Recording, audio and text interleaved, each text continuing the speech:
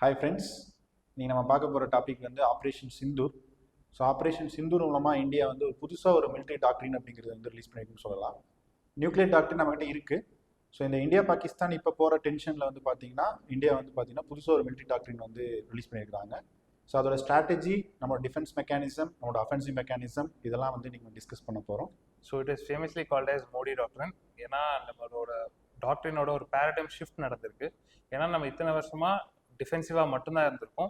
But for the first time we'll also be அஃபென்சிவ்ன்றதை வேர்ல்டுக்கு சொல்லியிருக்கிறோம். எஸ். ஸோ எவ்ரி பிரைம் மினிஸ்டருக்கு ஒரு ஃபாரின் பாலிசி டாக்டரின் இருக்குது. அதுக்கே குஜராத் டாக்டரின் அந்த மாதிரி இருக்கிற மாதிரி வந்து பார்த்தீங்கன்னா இங்கே மிலிட்ரிக்கும் வந்து வாஜ்பாய், மோடி, இந்திரா காந்தி இந்த மாதிரி வந்து ஒரு பிரைம் மினிஸ்டருக்கும் ஒரு ஸ்டைல் ஆஃப் மிலிட்ரி ஸ்டைல் வந்து இருக்குது.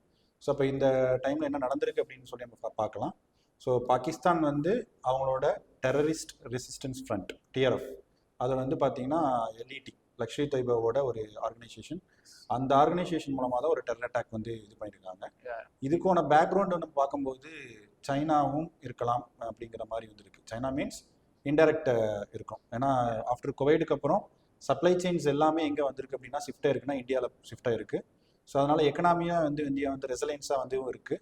அந்த இன்வெஸ்ட்மெண்ட்டும் நல்லா க்ரோத் இருக்கிறனால பாகிஸ்தான் வந்து ஏதோ ஒரு டீஸ்டபிளைஸ் பண்ணணும் அப்படிங்கிறது இந்தியா மேலே வந்து அவங்க டார்கெட் வச்சிருக்காங்க. ஸோ இது நீங்கள் ஜஸ்ட் ஒரு டெரரிஸ்ட் அட்டாக்காக மட்டும் பார்க்க முடியாது. இது ஒரு கண்ட்ரியோட டெவலப்மெண்ட்டுக்கு விட்ட சேலஞ்ச் தான்.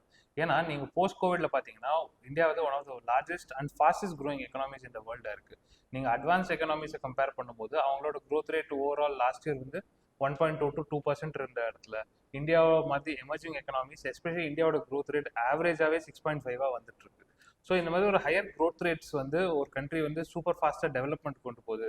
ஸோ அதுக்கான அந்த டெவலப்மெண்ட்டை அப்ஸ்ட்ரக்ட் பண்ணும், சம் சார்ட் ஆஃப் ப்ராப்ளம்ஸ் கொண்டு வரணுன்ற ஒரு டீப் ஸ்டேட்டோட வேலையாக இது இருக்கலான்னு they are precipitating. So technology, futuristic technology, emerging technology, deep technology, semiconductor mission, IT hub, so அதே மாதிரி ஸ்பேஸ் பவர், இதெல்லாம் இந்தியா வந்து போயிட்டு இருக்கும்போது பேரலாக நீங்கள் சொன்ன மாதிரி எஃப்டிஎஸ் ஃபாஸ்டஸ்ட் க்ரோயிங் எக்கனாமினா இந்தியா கூட நம்ம வந்து யூகே இன்னைக்கு வந்து எஃப்டிஏ வந்து கன்க்ளூட் பண்ணியிருக்குது.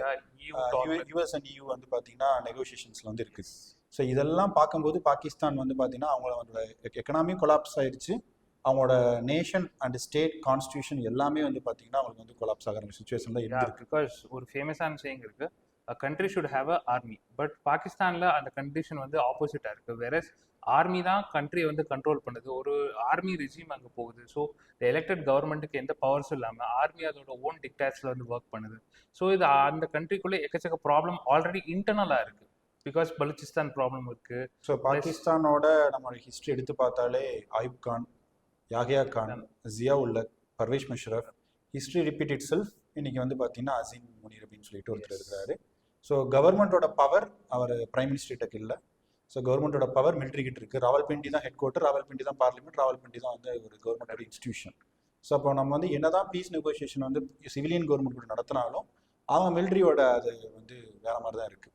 அப்போ இந்த ஆப்ரேஷன் வந்து நம்ம இதுக்காக வந்து பிளான் பண்ணோம் அப்படின்னா நம்ம இந்தியாவோட நார்த் வெஸ்டர்ன் ஃப்ரண்ட், ஸோ பிஓகேல தான் நம்ம அட்டாக் பண்ணியிருக்கோம். 2016 வந்து பண்ண உரி ஸ்ட்ரைக்காக இருந்தாலும் சரி, பாலக்கோட் பண்ண வந்து அந்த சர்ஜிக்கல் ஸ்ட்ரைக் எல்லாமே பாகிஸ்தான் ஆக்குபைடு காஷ்மீரில் தான் நம்ம வந்து பண்ணியிருக்கோம். For the first time after 1971 வாருக்கு அப்புறம் இல்லை 1965 வாருக்கு அப்புறம் இந்தியா வந்து டீப் இன்சைட் பாகிஸ்தானுக்குள்ள போய் அட்டாக் பண்ணியிருக்கு.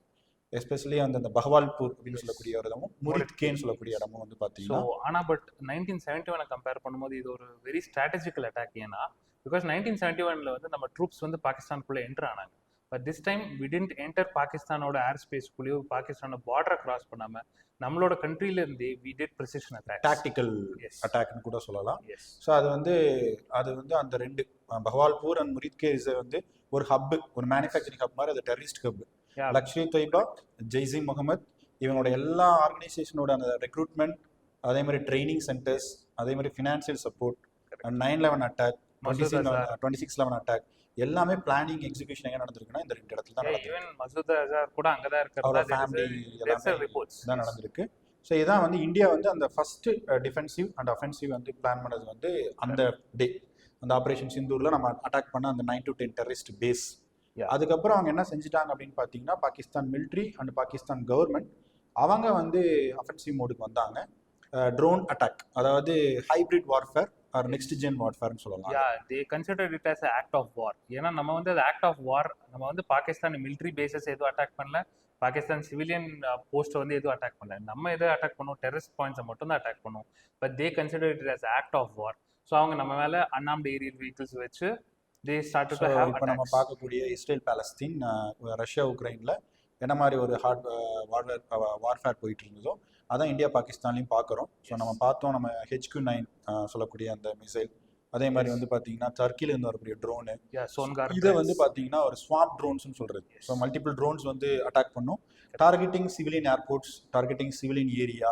இதை பண்ணுறப்ப இது வந்து நம்ம இந்தியோட மிலிட்டரி டாக்டரின் இங்கே தான் ஸ்ட்ராட்டஜிக் ஷிஃப்ட் நடக்குது because of S-400 indigenous air defense system and also imported from the Russia. Yeah, because நம்ம S-400 ரெண்டு சிஸ்டம்ஸ் யூஸ் பண்ணோம். ஒன்று S-400, நம்ம சுதர்ஷன் சக்ரான்னு சொல்கிறோம், அதுக்கப்புறம் ஆகாஷ், நம்ம Akash defence system plus S-400. இந்த ரெண்டு சிஸ்டம் இருந்ததால we were able to retaliate at a bigger scale. Because S-400 நம்ம வாங்கும்போது சார் உங்களுக்கு தெரிஞ்சிருக்கும், the world had a huge retaliation. US மாதிரி நமக்கு சாங்ஷன்ஸ் போடுறேன்னாங்க. பிகாஸ் ரஷ்யா ஆக்ட்னு சொல்லி யூஎஸ் சொல்லுவாங்க. அந்த பார்லிமெண்ட்ல நீங்க எக்ஸம்ஷன் வாங்கினா மட்டும்தான் யூஎஸோட அட்வைசரிஸ் கிட்ட இருந்து அதை இம்போர்ட் பண்ண முடியும், மிலிட்டரி வெப்பன். அது வந்து நம்மளுக்கு யூஎஸ் காங்கிரஸ் வந்து அப்ரூவல் கிடைச்சிது. அந்த S-400 வாங்கினது தான் இந்தியோட மிலிட்டரி டாக்டர்ல வந்து ஸ்ட்ராட்டஜிக் ஷிஃப்ட்னே சொல்லலாம். ஏன்னா இன்னைக்கு அது இல்லைன்னு சொன்னா நம்ம இதெல்லாமே நம்ம டிஃபெண்ட் பண்ணியிருக்க முடியாது. ஸோ அத்தனையுமே நம்ம நியூட்ரலைஸ் பண்ணோம், ஜாமிங் பண்ணோம், சேட்டலைட்ஸ் யூஸ் பண்ணோம், கேப்டோசாட், ரைசாட் இந்த மாதிரி வந்து சேட்டலைட்ஸ் யூஸ் பண்ணியிருக்கிறோம். ஸோ பிகாஸ் அன்னைக்கு May 7th and 8th near it was expected 300 to 400 drones 36 லொகேஷன்ஸை நோக்கி வந்திருந்தது. So every thing was neutralised. அது வந்து எந்த அட்டாக்கும் எந்த பெரிய டிஸ்ட்ரக்ஷன் இல்லாமல் அது கம்ப்ளீட்டாக நியூட்ரலைஸ் பண்ணதுக்கு அந்த ரெண்டு சிஸ்டம்ஸ் S-400, ஆகாஷ், இது ரெண்டுமே வந்து சிவியர் ஆன ஒரு பெர்ஸ்பெக்டிவ்ல இது இம்பார்ட்டண்ட்டாக இருக்கும். ஸோ அதே மாதிரி நம்ம வந்து யூஸ் பண்ண ட்ரோன்ஸ் வந்து பார்த்தீங்கன்னா இந்தியாவோட ட்ரோன் பாலிசி உங்களுக்கு தெரிஞ்சிருக்கும். 2021 மினிஸ்ட்ரி ஆஃப் சிவில் ஏவியேஷனில் we introduced drone policies for commercial purpose, civilian purpose, military purpose. அதே மாதிரி சர்வேலன்ஸ் அண்ட் ரீகான்னைசன்ஸ் சொல்லக்கூடிய ட்ரோன்ஸ், ரஸ்டோம், அதே மாதிரி வந்து டபாஷ், அது ஹெரான் எஸ்எல் கிட்ட இருக்கக்கூடிய ட்ரோனு. இந்த ட்ரோன்லாம் வந்து பார்த்தீங்கன்னா நமக்கு வந்து இந்த ஆப்ரேஷன் சிந்தூரில் வந்து ஸ்ட்ராட்டஜிக் அண்ட் டாக்டிக்கலாக வந்து அந்த ப்ரிசிஷன் அட்டாக் வந்து யூஸ் பண்ணுறதுன்னு சொல்லலாம். அவங்களோட ட்ரோன் வந்து பார்த்தீங்கன்னா நம்ம வந்து டார்கெட் பண்ணி டிஃபெண்ட் பண்ணோம். பட் இந்த நம்மளோட யூஸ் பண்ண ட்ரோன்லாம் வந்து பார்த்தீங்கன்னா சர்வேலன்ஸ்க்காக யூஸ் பண்ண ட்ரோன்ஸ்னு சொல்லலாம். ஸோ அதில் வந்து அதுதான் நமக்கு வந்து எது வந்துச்சு என்ன ஆச்சு அப்படிங்கிறத வந்து அதை வந்து வாட்ச் பண்ணுறதுக்காக யூஸ் ஆச்சு. ப்ளஸ் இது இல்லாமல் நம்ம இந்தியன் ஆர்மியோட கமாண்ட் அண்ட் கண்ட்ரோல் சிஸ்டம், அது எல்லாம் air command and control system. So எப்படி ஒரு இஸ்ரோவில் இவ்வளோ மிஷன் சக்ஸஸ் நடந்த பிறகு வந்து ஒரு சென்டர் இருக்கும், ஸ்ரீஹரிகோட்டா பெங்களூரில் வந்து சயின்டிஸ்ட் இருப்பாங்களோ, இப்போ ஃபர்ஸ்ட் டைம் அந்த ஆப்ரேஷன் சிந்தூர் வந்து நடந்த பிறகு அந்த ஏர் கமாண்ட் கண்ட்ரோல் சிஸ்டமோட ஃபோட்டோ ஷூட் பார்த்துருப்பீங்க சோசியல் மீடியாவில். ஸோ அது ஒரு பெரிய ஒரு மெசேஜ், இந்த வேர்ல்டுக்கு வந்து கொடுத்த மெசேஜ். ஏன்னா யூஎஸ்ல இருக்கிற ஒரு டிஃபென்ஸ் எக்ஸ்போர்ட் என்ன சொல்லியிருக்காருன்னா, இந்தியா வந்து ஒரு டாக்டிக்கல் சக்ஸஸ்ன்னு சொல்லியிருக்காரு. இந்தியாவோட மிலிட்ரி ஸ்ட்ராட்டஜி சக்ஸஸ்னே வந்து அவங்க அக்செப்ட் பண்ணிக்கிட்டாங்க. ஸோ இது வந்து இந்த இதில் பார்க்கும்போது இந்தியாவோட இது வந்து பார்த்தீங்கன்னா நம்ம வார் போகிறது நம்மளோட பாலிசி கிடையாது. பிகாஸ் நம்மளே வந்து ரஷ்யா உக்ரைன் வாரில் வந்து நம்ம மீடியேட் பண்ணிட்டு இருந்தோம். இஸ்ரேல் பாலஸ்தீனில் வந்து அவர் prime minister told that this is not an era of வாரோட இது கிடையாதுங்கிறத நம்ம சொல்லணும். பட் இதனால நமக்கு வந்து இன்விசிபிள் பிளேயர்ஸ், எனி டெரரிஸ்ட் ஆர்கனைசேஷனாக இருக்கலாம், இல்லை வந்து பார்த்தீங்கன்னா இன்டெலிஜென்ஸ் ஏஜென்சியாக இருக்கலாம், அவங்க இந்தியாவோட ஒரு பேஷன்ஸை டெஸ்ட் பண்றதுக்காக நடந்த ஒரு இன்சிடென்ட் தான் இந்த பஹல்காம் டெரர் அட்டாக். பிகாஸ் இதுக்கு நம்ம ரிட்டாலியேட் பண்ற மாதிரி நம்ம இன்னொரு விஷயம் பண்ணோம், இண்டஸ் வாட்டர் ட்ரீட்டியை சஸ்பெண்ட் பண்ணோம். ஸோ இந்த இண்டஸ் வாட்டர் ட்ரீட்டியை வந்து நம்ம வந்து அது ஸ்டாப் பண்ணதுங்கிறது ஒரு பெரிய ஸ்ட்ராட்டஜிக்கான மூவ் தான். பாகிஸ்தான் ஈவன் வந்து அந்த மிலிட்ரி சீஸ்ஃபயர் பண்ண பிறகு கூட அவங்க வந்து டாக்ஸ்க்கு வந்து அவங்க கூப்பிட்டு இருக்காங்க. பிகாஸ் நம்ம 1971 வார் இருந்தப்போ கூட இண்டஸ் வாட்டர் ட்ரீட்டி நம்ம டச் பண்ணல. ஏன்னா வேர்ல்டு பேங்க் வந்து ப்ரோக் பண்ண டீலை வந்து நம்ம வயலேட் பண்ண முடியாது, பட் அது இன்டர்நேஷனல் லால வந்து வந்துடும். But this time we were very strong that டெரரிசமும் டாக்கும் சேர்ந்து போக முடியாது, ட்ரேட் அண்ட் டாக்ஸும் போக முடியாது, blood and water cannot flow together அப்படிங்கிறது தான் நம்மளோட மெசேஜாக வந்து இருக்குது. ஸோ அப்போ இந்த இண்டஸ் வாட்டர் ட்ரீட்டி நம்ம வந்து என்ன பண்ணியிருக்கோம் அப்படின்னா அதை ஹோல்டில் வந்து நம்ம வச்சிருக்கிறோம். அதே மாதிரி வந்து நம்ம எல்லா கண்ட்ரீஸ்கிட்டையும் வந்து நம்ம வந்து பார்த்தீங்கன்னா போய் வந்து மெசேஜ் இதெல்லாம் என்ன பண்ணியிருக்கோம் அப்படிங்கிற ஆப்ரேஷன் சிந்தூரோட ஒரு இன்ஃபர்மேஷன். அவர் எம்பிஸ் வந்து கோயிங் டு ட்ராவல் இந்த month of May to 10 countries to give information about the Operation Sindoor to other country diplomats. Especially நம்மளோட ஸ்ட்ராட்டஜிக் பார்ட்னர்ஸ்க்கு வந்து இதை சொல்லி ஆகும் கண்டிப்பாக. பிகாஸ் நம்ம பார்த்தோம் இமீடியட்லி ஆஃப்டர் திஸ் அட்டாக் நம்ம வந்து சவுதி அரேபியாவுக்கும் யூஏஇக்கு வந்து இந்த இன்ஃபர்மேஷன் கொடுத்துருக்கோம். Yes correct. ஏன்னா அவங்க வந்து ஓஏசி கண்ட்ரீஸ் 60s 70s நம்மகிட்ட சப்போர்ட் கிடைக்கல. பட் இன்னைக்கு வந்து அவங்க வந்து ஸ்ட்ராட்டஜிக்கான பார்ட்னர். ஈவன் வந்து நம்ம எஃப்டிஏ மாதிரி நம்ம சைன் பண்ணியிருக்கோம்.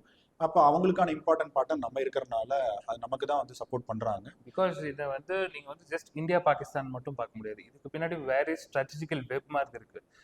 பாகிஸ்தான், டர்க்கி, அங்கே போனால் வெஸ்ட் ஏஷியாவில் ப்ராப்ளம் இருக்கு.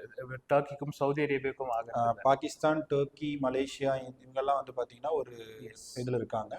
தென் சியா விசஸ் சன்னி அந்த சைடு வந்து ஒரு கான்ஃப்ளிக்ட் இருக்குது. அதாவது சவுதி விசஸ் ஈரானில் வந்து இருக்குது. அப்போ டர்க்கி நமக்கு தெரியும் இந்த கண்டெம்பரரியில் வந்து ஒரு ஒட்டாமன் சுல்தான் மாதிரி உருவாக்க ட்ரை பண்ணுறது தான் எர்தோகனோட இது. அதனால தான் அவர் வந்து நம்ம என்ன அவங்களுக்கு வந்து ஹெல்ப் பண்ணாலும் டர்க்கி தான் இந்த பாகிஸ்தானுக்கு வந்து இன்புட்ஸ் வந்து அவங்க யூஸ் பண்ண மேஜரே சோர்ன்கார் ட்ரோன்ஸ் தான். அது வந்து டர்க்கி மேட் ஹைஃபை ட்ரோன்ஸ் தான். அது வந்து ப்ரிசிஷன் அட்டாக்ல வந்து even though it was good, but நம்ம ஏர் டிஃபென்ஸ் சிஸ்டம் வந்து அதை விட அட்வான்ஸாக இருந்ததால் we were able to government document explicitly mention இந்த டர்க்கியோட நீங்கள் சொல்கிற அந்த ட்ரோன் நேமும் சைனீஸோட அந்த HQ-9ங்கிற மிசைலோட பேரையும் வந்து அவங்க ரிலீஸ் பண்ணியிருக்கிறாங்க.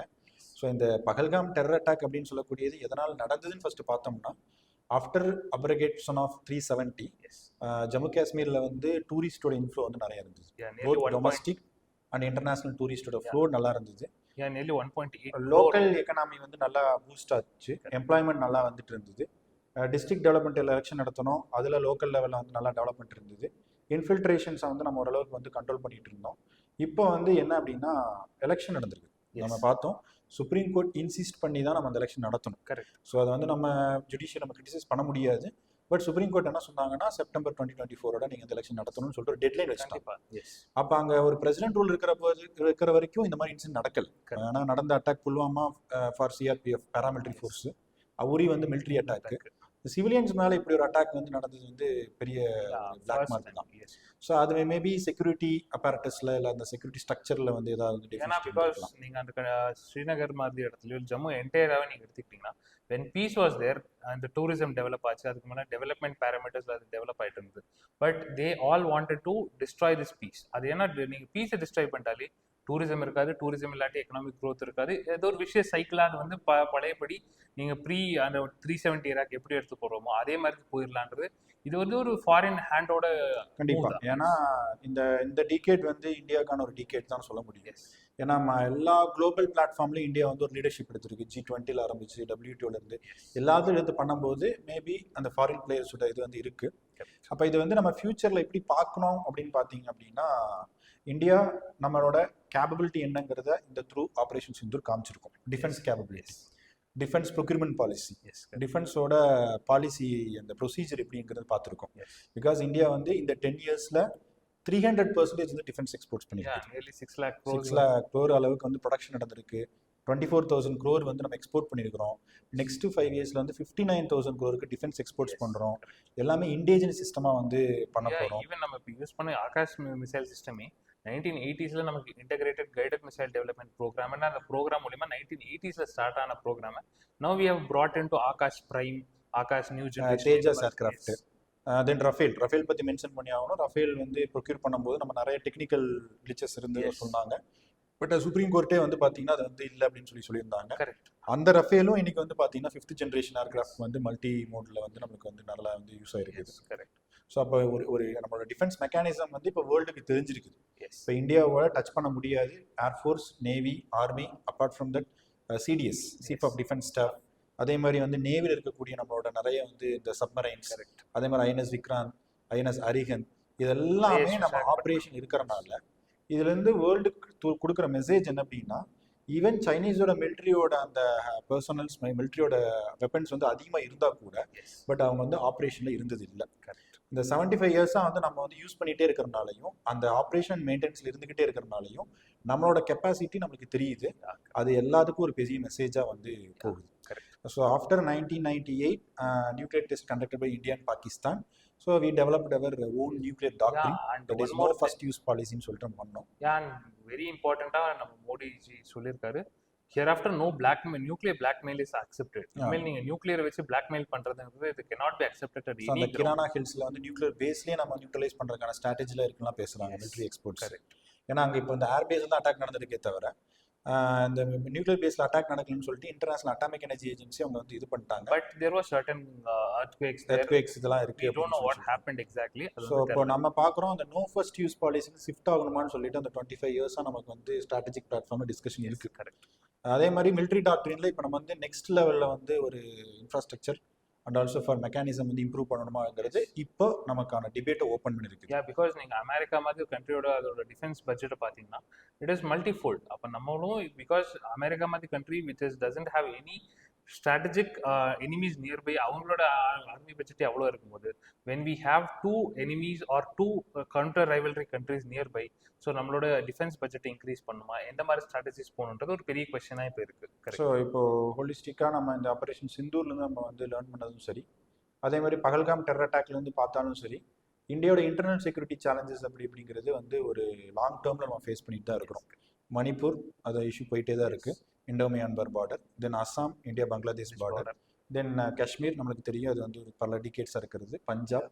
அப்போ இது வந்து both internal security and also external security challenge, defence சேலஞ்சாகவும் வந்து இருக்குது. ஸோ அப்போ நம்ம இதில் வந்து நம்ம கொடுக்குற மெசேஜ் என்ன அப்படின்னு பார்த்தீங்கன்னா, we are ready to face anything because India வந்து ஒரு ரெசிலியன்ஸான எக்கனாமி நமக்கு தெரியும். இத்தனை நாள் நம்ம இந்தியாவை ஒரு சாஃப்ட் பவராகவே பார்த்துட்டு இருந்தோம். பட் இப்போ we have shown the world we are not just soft power, we are even hard power அப்படிங்கிறது நம்ம வந்து பார்த்துருக்கோம். ஸோ இதான் வந்து இந்த ஆப்ரேஷன் சிந்தூர் மூலமாக நம்ம தெரிஞ்சுக்கிற மிலிட்ரியோட டாக்டிக்ஸ், அந்த மிலிட்ரியோட அந்த ஸ்ட்ராட்டஜின்னு சொல்லக்கூடியது. ஸோ நெக்ஸ்ட் வீடியோவில் வந்து வேறு டாபிக் வந்து பார்க்கலாம். So until then, thank you.